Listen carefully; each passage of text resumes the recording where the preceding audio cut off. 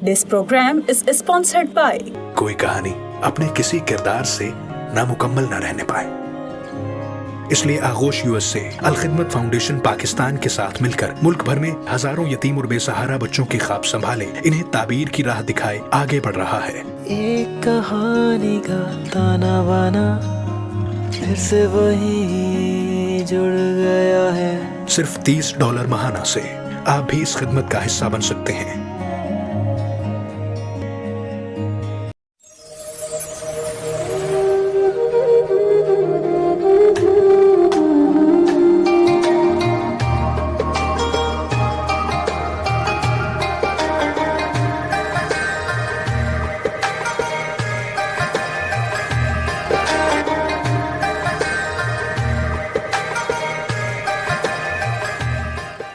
حامداً ومصلياً ومسلماً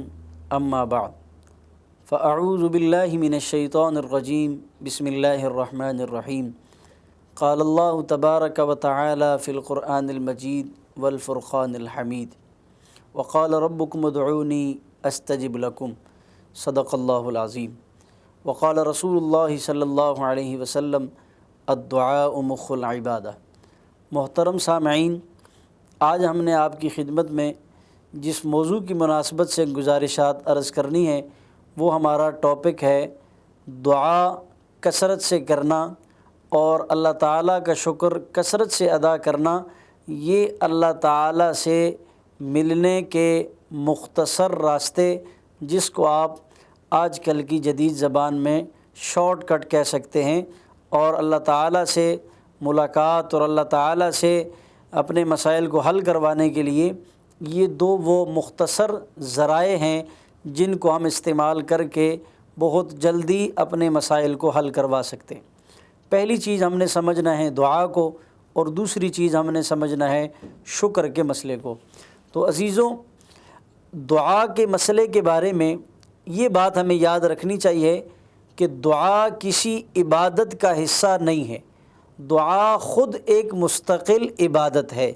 ہم نے آج تک اس غفلت میں وقت گزارا ہے کہ ہم سمجھتے ہیں کہ دعا کسی عبادت کا حصہ ہے۔ دعا نماز کے بعد کریں گے، تلاوت کریں گے تو دعا کریں گے، اور اگر کوئی اور خیر کا کام ہم نے کیا، عبادت وغیرہ کی، پھر اس کے بعد ہم دعا کریں گے۔ حالانکہ ایسا نہیں ہے،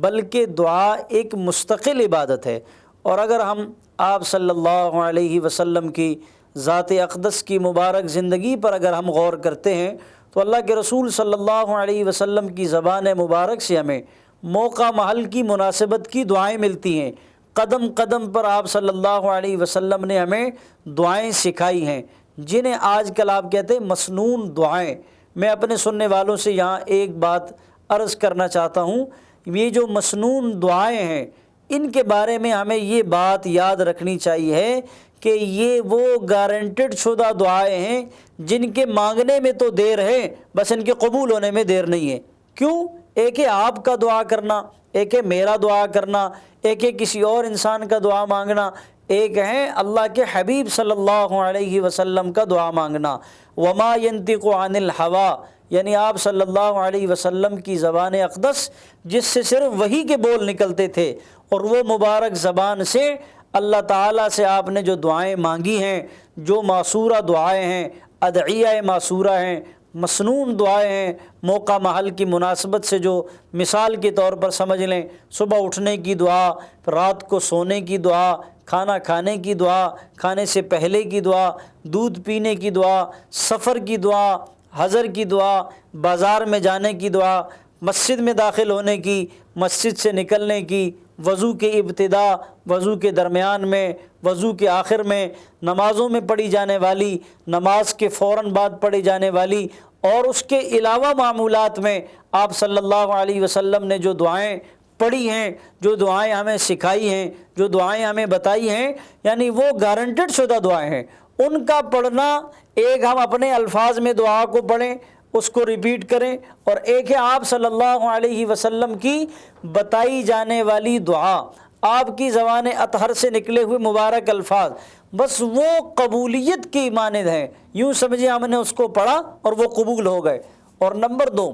ان مسنون دعاؤں کا دوسرا فائدہ یہ ہے کہ ہمیں ان دعاؤں کے پڑھنے سے اللہ کی مدد ملتی ہے، اللہ کی طرف سے نصرت ملتی ہے، اس لیے کہ اللہ تعالیٰ نے ان دعاؤں کو قبول کیا ہے، اور ان دعاؤں کے بدولت آپ صلی اللہ علیہ وسلم کی اللہ نے مدد فرمائی ہے، آپ صلی اللہ علیہ وسلم کے اصحاب کی مدد فرمائی ہے، آپ کے ساتھیوں کی اللہ تعالیٰ نے مدد فرمائی ہے۔ تو ہمیں یہ بات بڑی خوبی کے ساتھ سمجھ لینی چاہیے، بڑے غور و فکر کے ساتھ سمجھ لینی چاہیے کہ دعا کسی عبادت کا حصہ نہیں ہے، بلکہ دعا مستقل ایک عبادت ہے، جس کو اللہ کے رسول صلی اللہ علیہ وسلم نے یوں تعبیر کیا، یوں مثال سے سمجھایا اور بڑی واضح بات فرمائی، الدعاء مخ العبادہ، دعا ایک الگ سے عبادت ہے۔ ایک آدمی نماز پڑھ رہا ہے اور ایک آدمی دعا مانگ رہا ہے، اگرچہ نماز پڑھنے والا فرض پورا کر رہا ہے، دعا مانگنے والا یہ سمجھتا ہے کہ شاید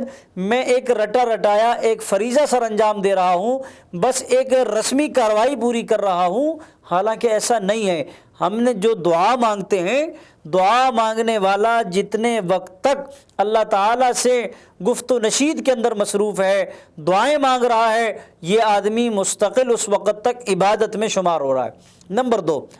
دعا مانگنے میں ہمیں کن چیزوں کی رعایت رکھنی چاہیے؟ دعائیں بعض لوگ شکوہ کرتے ہیں دعا قبول نہیں ہوتی، حالانکہ ایسا نہیں ہے۔ حدیث میں آتا ہے کہ انسان کی ہر دعا اللہ تعالیٰ قبول فرماتے ہیں، لیکن وہ دعا اللہ تعالیٰ موقع محل کی مناسبت سے اس کے لیے وہ سارے فیصلے فرماتے ہیں۔ حدیث میں آتا ہے کہ انسان کو جب قیامت میں بہت ساری چیزیں ایسی دکھائی جائیں گی تو وہ یہ کہے گا کہ یہ کیا ہے؟ تو اللہ تعالیٰ فرمائیں گے یہ وہ آپ کی دنیا کی دعائیں ہیں جو ہم نے آخرت کے لیے آپ کے لیے محفوظ کی۔ تو حدیث میں آتا ہے، اللہ کے نبی فرماتے ہیں، کیونکہ انسان تو حریص ہے، لالچی ہے، پھر وہ کہے گا کاش دنیا میں میری دعا قبول ہی نہ ہوتی، ساری دعائیں رد ہو جاتی اور وہ جو دعا ہیں وہ مجھے یہاں مل جاتی۔ میں ایک مثال دیتا ہوں، ایک چھوٹا بچہ ہوتا ہے، وہ کسی چیز کی والد سے ضد کرتا ہے، لیکن والد وہ چیز اس کو خرید کر نہیں دیتا، لیکن اس چیز کے پیسے اس کے لیے محفوظ کر کے رکھتا ہے۔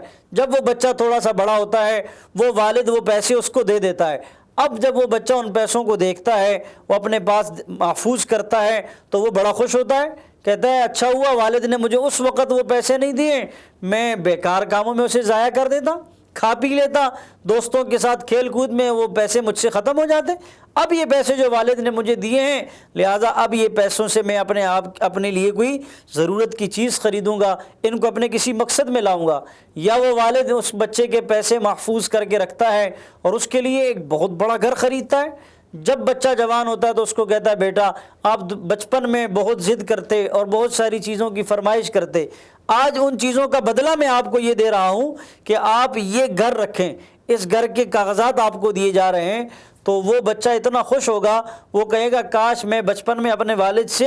کچھ ہی نہ لیتا اور سب کچھ میری جوانی کے لیے اور اس عمر کے لیے محفوظ کر دیا جاتا۔ تو حدیث میں آتا ہے جب انسان دعا کرتا ہے، یا تو دعا فوراً قبول ہو جاتی ہے، یا اس کے بدلے اس سے کوئی مصیبت ٹال دی جاتی ہے، یا اس دعا کو آخرت کے لیے ذخیرہ کر لیا جاتا ہے، جس کی وجہ سے وہ قیامت میں کل کہے گا اے اللہ کاش میری کوئی دعا دنیا میں قبول ہی نہ ہوتی، سب کی سب دعائیں آخرت کے لیے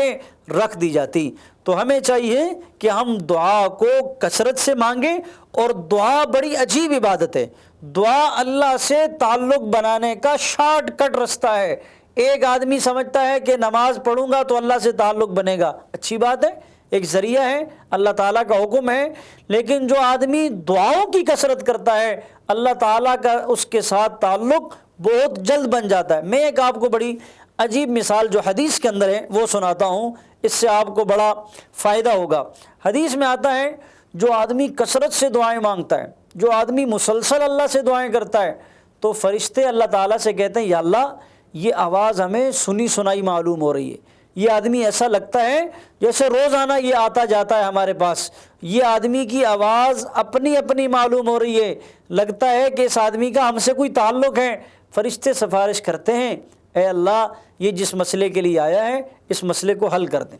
اس کے برخلاف اس کے اپوزٹ کیا ہوتا ہے؟ دوسرا آدمی جو کبھی کبھار دعا مانگتا ہے اور کبھی کبھار دعا کے لیے ہاتھ اٹھاتا ہے، تو فرشتے کہتے ہیں اے اللہ یہ کوئی اجنبی سی آواز لگ رہی ہے، کہیں بھول کر تو نہیں آیا؟ غلطی سے تو نہیں آیا ہوا، لہٰذا فرشتے بھی کہتے ہیں اے کریم اللہ ہمیں تو یہ اجنبی معلوم ہو رہا ہے۔ تو دیکھیں جو آدمی کثرت سے دعائیں کرتا ہے فرشتے بھی اس کے سفارشی بن رہے ہیں، فرشتے بھی اللہ تعالیٰ سے اس کی سفارش کر رہے ہیں کہ اللہ آپ اس کے مسئلے کو حل فرما دیں۔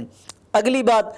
دعا کے اندر جو ہمیں ایک چیز کو زیادہ فالو کرنا ہے، ملحوظ خاطر رکھنا ہے، وہ ہے بڑی دل جمی کے ساتھ دعا کا مانگنا۔ حدیث میں آتا ہے جو لوگ غفلت سے دعائیں مانگتے ہیں وہ دعائیں رد ہو جاتی ہیں، یعنی ہاتھ تو دعا کے لیے اٹھے ہیں اور دل دکان میں اٹکا ہوا ہے، ہاتھ تو دعا کے لیے اٹھے ہوئے ہیں، دل جو ہے وہ آفس میں اٹکا ہوا ہے، ہاتھ دعا کے لیے اٹھے ہوئے ہیں اور دل کے اندر کوئی خیالات تصورات اور کہیں گھوم رہے ہیں، یعنی ہاتھ اٹھائے ہوئے ہیں، ایک رسمی کارروائی ہم کر رہے ہیں اور دل و دماغ ہمارا کہیں اور ہے، اور غافل دل کے ساتھ جو دعا مانگی جا رہی ہے تو اللہ کے نبی نے فرمایا ایسی دعائیں اللہ تعالیٰ رد فرما دیتے ہیں۔ اور دوسری بات، ہمیں دعا مانگنی چاہیے، دعا پڑھنی نہیں چاہیے، دونوں چیزوں میں فرق ہے۔ ہم سنی سنائی دعائیں پڑھتے ہیں، دعا پڑھنا اور ہے اور دعا کا مانگنا اور ہے۔ میں عموماً ایک مثال دیتا ہوں کہ ہمارے ہاں اسکول کالجز کے اندر ایک دعا پڑھی جاتی ہے، لب پہ آتی ہے دعا بن کے تمنا میری۔ اب یہ بچہ اسکول میں جو نرسری کا ہے وہ بھی پڑھ رہا ہے، جو بچہ 5 کلاس کا ہے وہ بھی پڑھ رہا ہے، جو بچہ میٹرک کا ہے وہ بھی پڑھ رہا ہے، جو بڑے لیول کا ہے او لیول کا ہے وہ بھی پڑھ رہا ہے، لیکن ایک رٹی رٹائی دعا۔ اب اس دعا کے اندر بڑے قیمتی الفاظ ہیں، بہت اس کے اندر مغز ہے، بہت اس کے اندر ایک علوم کا خزانہ ہے، لیکن ہم عرصہ دراز سے ایک دعا سنی سنائی پڑھتے آ رہے ہیں لیکن ہم نے اس کو کبھی غور نہیں کیا اس پر۔ تو ہم اسی طرح اپنی ذاتی زندگی میں بھی جو دعائیں مانگتے ہیں وہ ہم دعا پڑھ رہے ہوتے ہیں، ایک رسمی جملے کسی سے سنے بس اسی کو پڑھ رہے ہوتے ہیں۔ دعا مانگنے کا نام ہے، حال دل سنانے کا نام ہے، اللہ کے آگے رونے کا نام ہے، گڑ گڑانے کا نام ہے، آہوزاری کا نام ہے۔ حدیث میں آتا ہے جب آپ صلی اللہ علیہ وسلم حجۃ الوداع کے موقع پر تشریف لائیں تو آپ نے حجۃ الوداع کے موقع پر جو اونٹ پر یا اونٹنی پر بیٹھ کر جو دعا فرمائی، آپ کے ہاتھ اتنے اونچے اور بلند تھے، صحابہ کہتے ہیں کہ ہمیں آپ کی بغل کی سفیدی نظر آنے لگی، یعنی آپ صلی اللہ علیہ وسلم نے ہاتھوں کو اتنا بلند فرمایا۔ اور صحابہ کرام کہتے ہیں اللہ کے نبی نے اتنی لمبی دعا مانگی، علماء نے اس کا تخمینہ لگایا ہے جو دعا کا عرصہ بنتا ہے وہ لگ بھگ 5 گھنٹے پر محیط تھا، وہ 5 گھنٹے کا عرصہ دعا کا تھا۔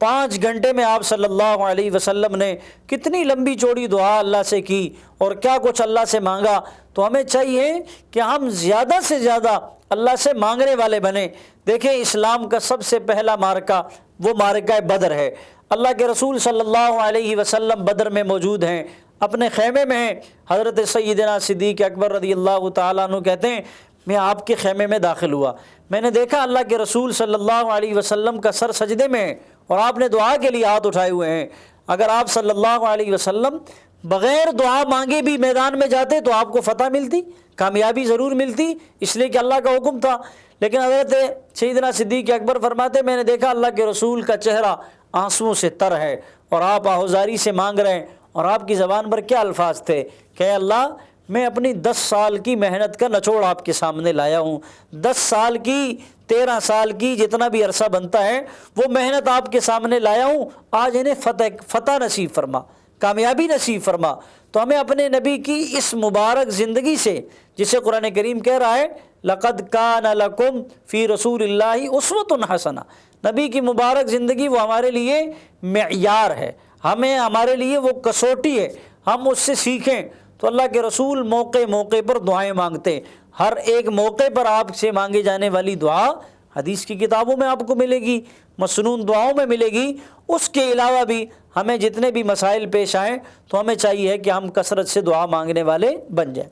اسی مناسبت سے جو ہمارے اس موضوع کا دوسرا جز ہے وہ ہے اللہ تعالیٰ کے مدد لینے کا شارٹ کٹ ذریعہ، وہ ہے شکر ادا کرنا۔ شکر میرے عزیزو ایک ایسی چیز ہے، اللہ تعالیٰ قرآن میں فرما رہے لَإِن شَكَرْتُمْ لَأَزِيدَنَّكُمْ، آپ میرا شکر بجا لاؤ گے میں نعمتیں بڑھا دوں گا، میں نعمتوں میں اضافہ کروں گا۔ اب ہم سمجھتے ہیں اللہ تعالیٰ جو کہتے ہیں کہ میں نعمت بڑھاؤں گا تو ہمارے کام کے پورا ہونے کے لیے ایک چیز کی کوانٹٹی ہمارے پاس 100 کی مقدار میں ہیں تو وہ 1000 ہو جائے گی، ہم اس ترتیب پر سمجھتے ہیں کہ وہ زیادہ ہوگی۔ نہیں، اللہ تعالیٰ تو قدرت والے ہیں، ہو سکتا ہے جو چیز ہمارے پاس ایک ہے اللہ تعالیٰ اس سے ہی ہماری ساری ضرورتوں کو پورا فرما دیں، ایسے اللہ تعالیٰ اس کو بڑھائیں گے ہم اس کو سوچ بھی نہیں سکتے۔ میں ایک مثال دیتا ہوں، حدیث مبارک کے اندر موجود ہے، آپ صلی اللہ علیہ وسلم جب ایک موقع پر صحابہ کرام کو وضو کا پانی کم پڑا تو آپ نے اپنا ہاتھ مبارک جو ہے وہ اس برتن میں ڈالا، ایک برتن سے کئی سو صحابہ کرام نے وضو کیا، صحابہ کرام نے ایک برتن میں پائے جانے والے کھانے سے کئی صحابہ کرام نے کھایا۔ تو شکر ایسی چیز ہے جو نعمتوں کو بڑھاتا ہے، اور ناشکری ایسی چیز ہے جو نعمتوں کو کم کرتا ہے، نعمتوں کو ختم کر دیتا ہے۔ ناشکری ایسی چیز ہے جو اللہ کی نافرمانی کا ذریعہ بنتا ہے، جو اللہ سے دوری کا سبب بنتا ہے۔ ہم دیکھیں ہمارے پاس اگر تھوڑا ہے تو ہم شکر ادا کریں۔ علماء نے بڑی عجیب بات لکھی ہے، فرمایا آپ اگر ترقی کرنا چاہتے ہیں تو آپ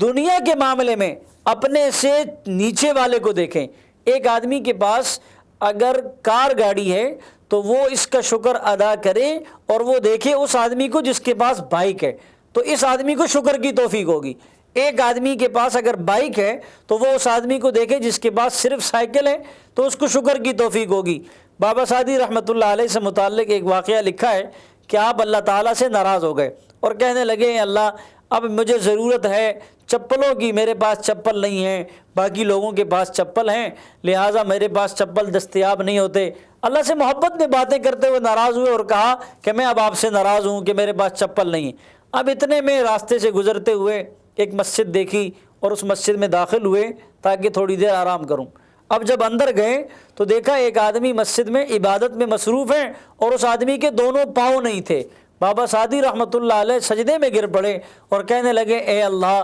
میرے پاس تو چپل نہیں تھے، جوتے نہیں تھے، تو میں آپ کے ساتھ ناراض ہوا اور میں نے ناشکری کی۔ اس آدمی کے پاس دونوں پاؤں نہیں ہیں، دونوں پاؤں سے محروم ہیں، لہٰذا یہ آدمی جو ہے پھر بھی آپ کی فرما برداری کر رہا ہے، اطاعت گزاری کر رہا ہے۔ علماء نے لکھا بڑی عجیب بات، فرمایا شکر ادا کرنے کے لیے انسان کو چاہیے 3 جگہوں کا وزٹ کرے، 3 جگہوں پر جائے۔ نمبر 1 قبرستان کا وزٹ کریں تو اسے شکر کی ایسی توفیق ملے گی کہ یہ سارا دن شکر میں پڑا رہے گا کہ یہ زمین میں اوپر بسنے والے لوگ تھے، آج زمین کے نیچے جا چکے ہیں۔ یہ اگر نیک اعمال کرنا بھی چاہیں تو کر نہیں سکتے، اس لیے کہ ان کی زندگی کا سانس کا ڈورا ٹوٹ چکا ہے، ختم ہو چکا ہے۔ تو اسے اس نعمت کو، اس جسم کو، اس زندگی کو نعمت سمجھتے ہوئے شکر ادا کرنا چاہیے۔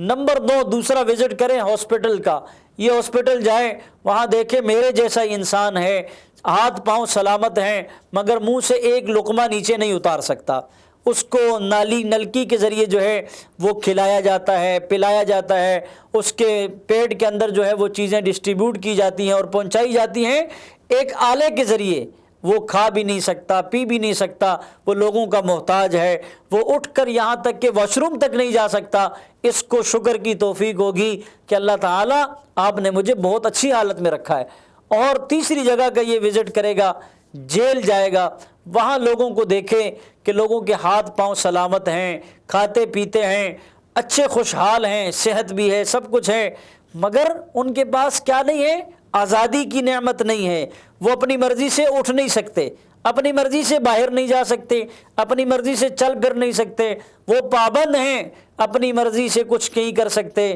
وہ جیل میں سپریڈنٹ آف جیل کے پابند ہیں، چلنے پھرنے کے، کھانے پینے کے، کھیل کود کے، تفریح کرنے کے۔ پھر ہمیں شکر ہوگا کہ یا اللہ آپ نے ہمیں آزادی دی، ہم جب چاہیں جو چاہیں کھائیں، جو چاہیں پئیں، جیسے چاہیں ہم اپنی زندگی کو بسر کر رہے ہیں، ہمیں اس کا شکر ادا کرنا چاہیے۔ آخر میں ایک بات عرض کر کے بات ختم کرتا ہوں کہ ہم دیکھیں ہمارے نبی آقا صلی اللہ علیہ وسلم، حضرت عائشہ کہتی ہیں کہ میں نے آپ صلی اللہ علیہ وسلم سے ایک دن عرض کیا آپ ساری رات اللہ سے مانگتے ہیں اور اللہ کے سامنے کھڑے ہیں اور آپ کے پاؤں پر ورم آ جاتا، سوج جاتے، سوجن آ جاتی اور آپ صلی اللہ علیہ وسلم ساری رات مصلی پر کھڑے رہتے۔ حضرت عائشہ کہتی ہیں میں نے کہا آپ کے تو اگلے پچھلے گناہ معاف ہیں، آپ جنتی ہیں، جنت آپ کے لیے بنائی گئی اور سجائی گئی ہے، تو آپ اتنی اللہ تعالیٰ سے دعائیں مانگ رہے ہیں؟ تو اللہ کے رسول صلی اللہ علیہ وسلم فرمانے لگے عائشہ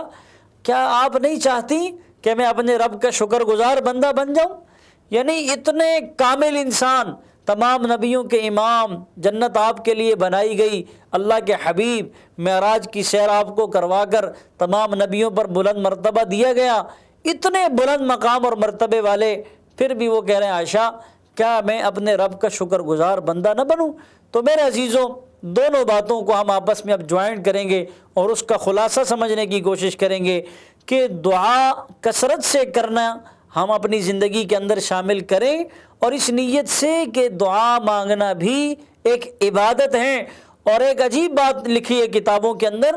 کہ جس نے دعا مانگنا سیکھ لی اس نے مسئلے حل کروانا سیکھ لیے، جس نے دعا مانگنا سیکھ لی اس نے اللہ کے خزانوں سے لینا سیکھ لیا، جس نے دعا مانگنا سیکھ لی اس نے اپنے مسئلوں کو حل کروانا سیکھ لیا، چونکہ دعا وہاں جاتی ہے جہاں کوئی نہیں جا سکتا، دعا وہاں پہنچاتی ہے جہاں کوئی نہیں پہنچ سکتا۔ دعا کی رفتار اتنی تیز ہے کہ دنیا کی ٹیکنالوجی کے اندر ابھی تک سائنس نے کوئی ایسا آلہ ایجاد نہیں کیا کہ دعا سے زیادہ تیز رفتار کوئی چیز بنائی جا سکے۔ دعا پہاڑوں کو چیر دیتی ہے، دریاؤں کو عبور کراس کر جاتی ہے، اور عرش معلیٰ کو کراس کرتے ہوئے اللہ تعالیٰ کی ذات کے پاس پہنچ کر مسئلوں کو حل کرواتی ہے۔ اور جو شکر کرنے والی نعمت ہے، اس سے انسان کی زندگی کے اندر نکھار آتا ہے، خوشیاں آتی ہیں، اللہ تعالیٰ اس پر اپنی رحمت فرماتے ہیں اور اللہ تعالیٰ اس سے خوش ہوتے ہیں، اور جو دعائیں مانگتا ہے اس سے بھی اللہ خوش ہوتے ہیں، جو شکر کرتا ہے اس سے بھی اللہ خوش ہوتے ہیں۔